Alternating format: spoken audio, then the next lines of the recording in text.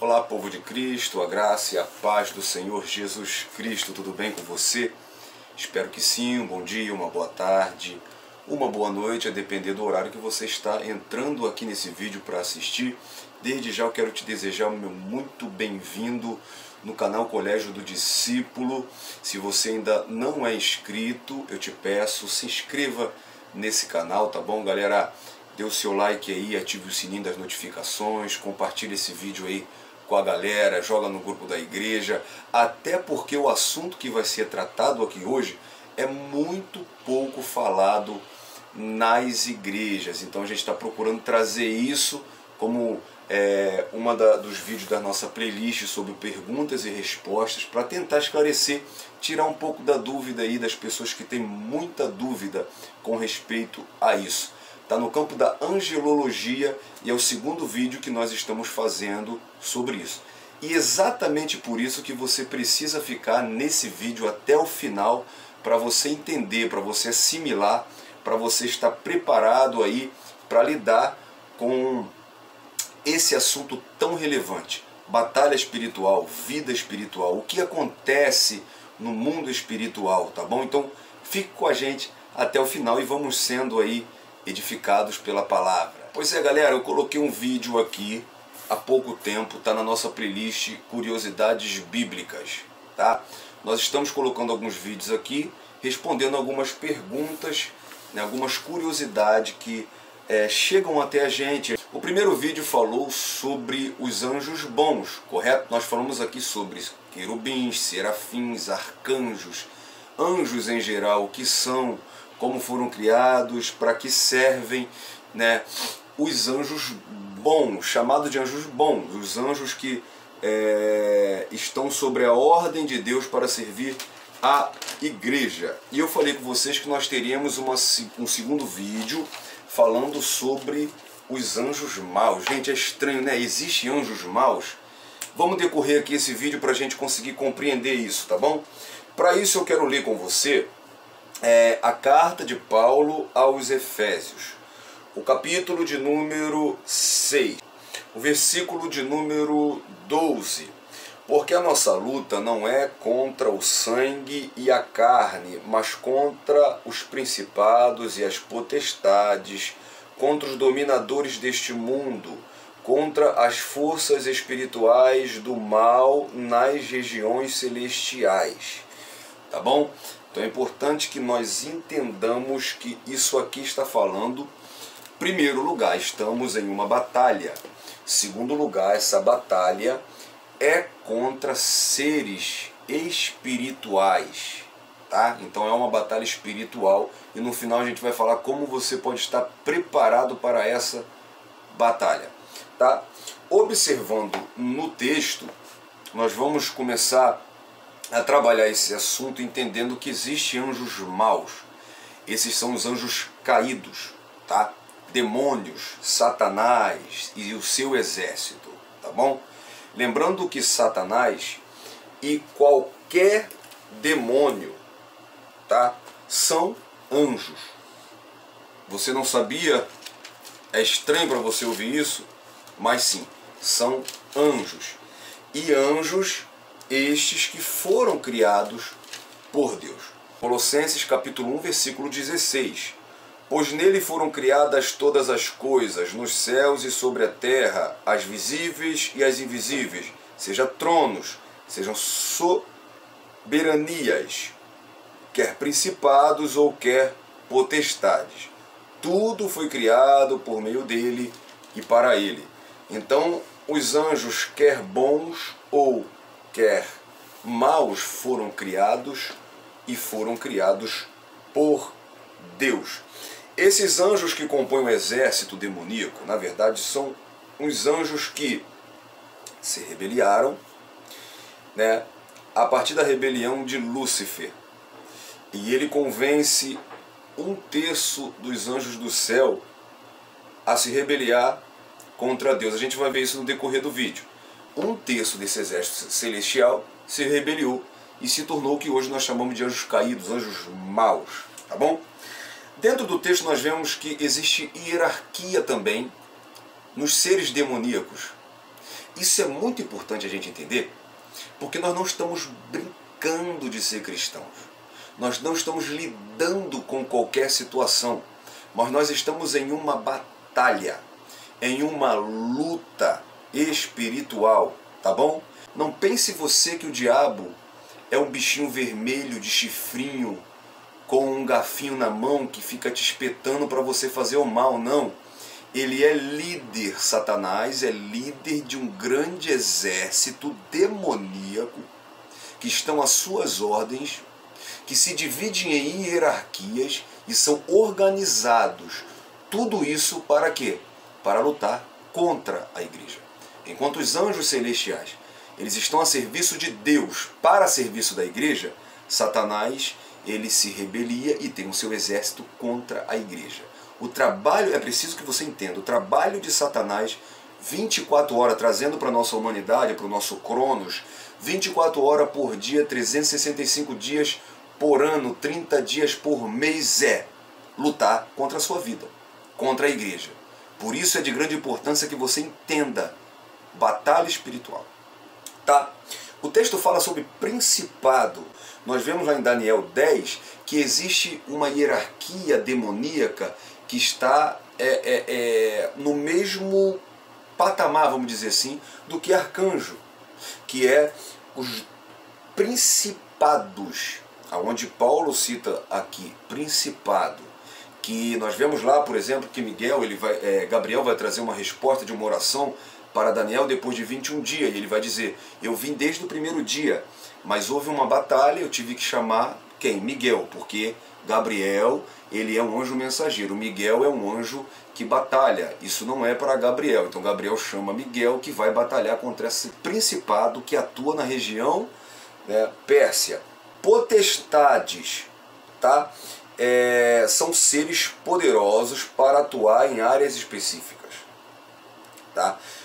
Dominadores, o texto de Efésios 6 está falando de principado, potestade, dominadores, se refere a príncipe desta era, demônios que atuam no tempo.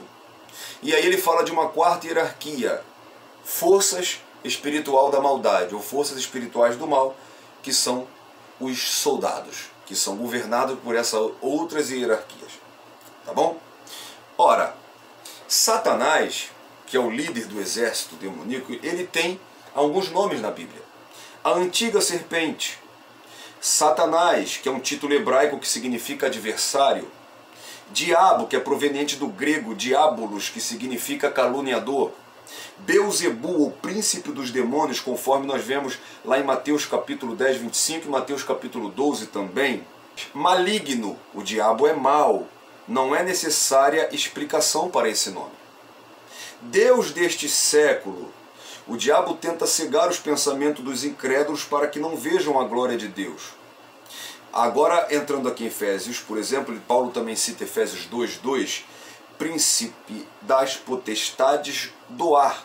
Esse ar aponta para o fato de que a batalha com Satanás é uma luta espiritual, conforme Efésios 2:2. O espírito que agora opera nos filhos da desobediência. Paulo se refere a isso quando ele diz que é um ser espiritual. Ele também é chamado do dragão. Isaías descreveu o inimigo cósmico de Deus como dragão em Isaías 27:1. Apocalipse, João também aplica o termo dragão a Satanás. O enganador de todo mundo, Satanás é mentiroso, é fonte das mentiras. Tá? João 8:44, por exemplo, o acusador. Esse termo tem um significado semelhante de diabo, que é aquele que calunia. Também vemos ele sendo chamado em Lucas 4 como o tentador. Tá bom? Então são alguns nomes atribuídos a Satanás. Outro nome que nós vemos é lá em Apocalipse, no capítulo de número 9. Nós vemos que um anjo vai abrir um abismo e dali vai sair um exército demoníaco para atormentar a terra. E essa cavalaria infernal, cruel e sanguinária, vinda do poço do abismo, tem um líder como comandante, um general militar, exibindo muitas estrelas. que no hebraico o nome escrito em Apocalipse é Abaddon, e no grego é Apollyon, que os dois têm o mesmo significado. O nome significa, tanto no hebraico como no grego, destruidor. Tá bom? São as referências que nós temos como nome. Agora, Satanás, ele era Lúcifer. Satanás, ele era um querubim de alta patente no céu. Embora alguns não concordem, mas é nítido que Ezequiel, capítulo 28, fala de Lúcifer, assim como Isaías, quando diz: caíste do céu, ó filho da alva. Filho da alva, né? Aqui no grego, no hebraico, perdão, é Lúcifer, filho da luz, aquele que aquele que é portador da luz. E Ezequiel 28 é uma referência ao rei Tiro, que o seu nome era Itobal II. Mas é claro que é uma abordagem indireta a Satanás, assim como Deus faz, por exemplo, em Gênesis 3. Deus, às vezes, ele se refere a Satanás de uma forma indireta. Deus anuncia uma destruição ao diabo dirigindo-se à serpente, em Gênesis 3. Jesus repreende o diabo falando com Pedro em Mateus 16. Então aqui é uma abordagem indireta que se refere a Satanás. E nós vemos isso no decorrer da citação de Ezequiel. Ora, ele é o aferidor de medida. Isso significa literalmente que ele era o selo da perfeição. Ele era cheio de sabedoria e perfeito em formosura. Ele estava no jardim do Éden. O rei do Tiro não estava no jardim do Éden. Toda pedra preciosa era a tua cobertura. Ele era, é importante entender, um querubim em posição hierárquica maior do que todos. Tu eras querubim ungido para proteger. Então nós vemos aqui nitidamente que Ezequiel, ele está se referindo a Lúcifer. Mas o fato é que Lúcifer, ele se rebeliou contra Deus, tá? Ele convenceu 1/3 dos anjos a se rebeliar, e assim houve uma batalha e ele foi expulso junto com os anjos rebeldes.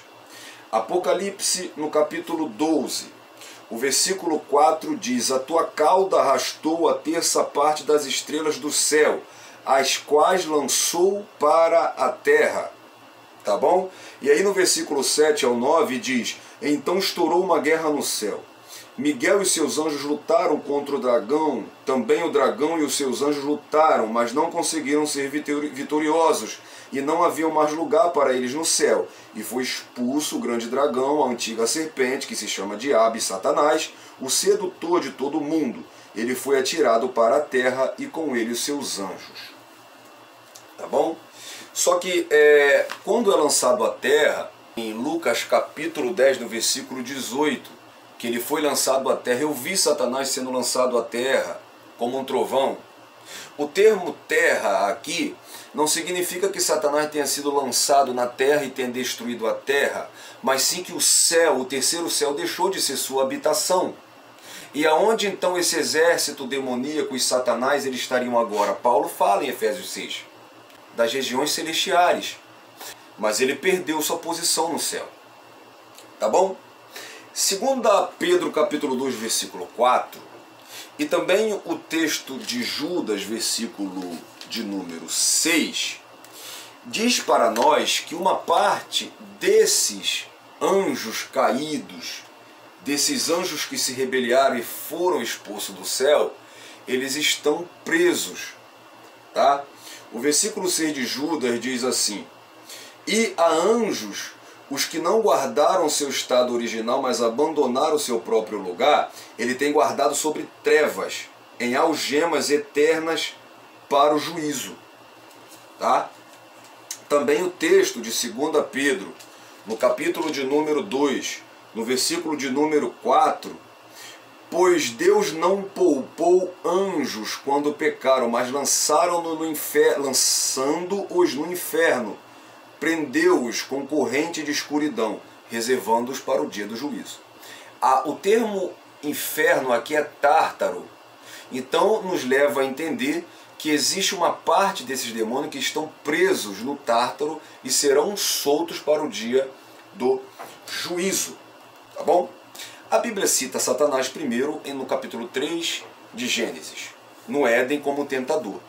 E no capítulo 20 de Apocalipse ele é citado pela última vez, sendo destruído, lançado no lago de fogo, tá bom?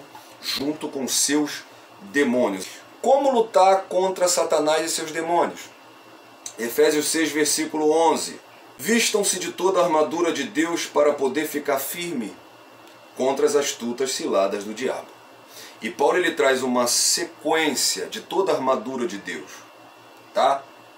Ele diz: se cinjam com o cinto da verdade, visto a couraça da justiça, tenha nos pés o calçado da preparação do evangelho da paz. Segure sempre o escudo da fé com o qual poderão apagar todos os dardos inflamados do maligno. Use sempre o capacete da salvação, a espada do Espírito, que é a palavra de Deus. E ele termina dizendo: orem em todo tempo. Paulo resume tudo isso dizendo: e não deixem de orar. Porque ter a armadura de Deus sem oração é ter um carro sem saber dirigir. Como guardar-nos dos ataques? 1 de Pedro, capítulo 5, versículo 8. Sejam sóbrios e vigilantes, porque Satanás está ao nosso derredor, bramando como leão, buscando a quem possa tragar. Então temos que ser sóbrios, vigilantes, tendo na nossa mente, nas nossas ações, a palavra de Deus, nos guardando e orando em todo o tempo. Um dia nós iremos vencer Satanás. Alguns dizem que Deus esmagou a cabeça da serpente na cruz. Tá? O que Deus disse para Satanás, para a serpente, em Gênesis 3,15 foi: tu lhe ferirás o calcanhar e ele lhe ferirá a cabeça. Então, na cruz, a cabeça dele foi ferida. E quando é que ele vai ser derrotado de uma vez por todas? Ora, ele vai ser preso no período milenial. Depois do reino milenial, durante 1000 anos preso, ele será solto para atormentar. E então haverá uma segunda batalha, onde Jesus vai lhe derrotar com o sopro de sua boca, e ele será lançado no lago de fogo. Onde então a cabeça da serpente, de Satanás, do maligno, é realmente esmagada? Vamos lá. Romanos capítulo de número 16, no versículo de número 20. O Deus de paz em breve esmagará Satanás debaixo dos vossos pés. Satanás será vencido de uma vez por todas, sendo esmagado debaixo dos pés da igreja. Então, queridão, firme-se em Cristo, na sua palavra, orando sempre e crendo que naquele grande dia a igreja em Cristo vencerá Satanás. Eu espero que tenha te ajudado com esse vídeo, tá bom? Que você possa aí tirar suas curiosidades, mande pra gente estar fazendo vídeos novos, tá? Eu espero ter contribuído muito para a sua fé. Que Deus lhe abençoe, até o próximo vídeo. Fique na paz, um abraço e vamos sempre sendo edificados na palavra.